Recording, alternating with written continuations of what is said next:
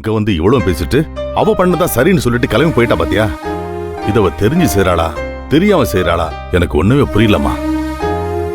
அப்பா அவங்க தெரிஞ்சு செய்யறதாவே இருக்கட்டும்ப்பா.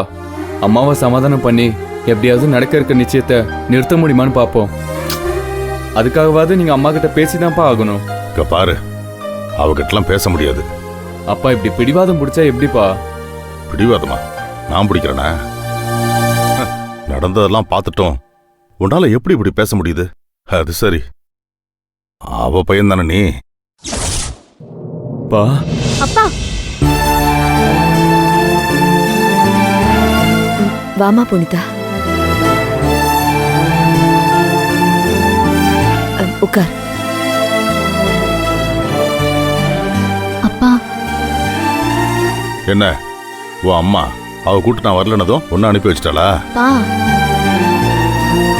எதுக்குப்பா உங்களுக்கு இவ்ளோ கோவம்? அம்மா, உன் அம்மாவை கூட நான் புரிஞ்சுக்கிட்டேம்மா. ஒன்னதாம என்னால புரிஞ்சுக்க முடியல. உன் அம்மா கிட்ட உன் வாழ்க்கை நல்லா இருக்கணும்னு தான் நான் கோவப்பட்டுக்கிட்டு இருக்கேன். நீ என்னடான்னா? அக்கா, நான் உன்னை கேக்குறேன்னு கோச்சுக்காதீங்க. இப்போ அத்தை சொல்ற மாதிரி நடந்தா எல்லாமே சரியாயிடும் நினைக்கிறீங்களா?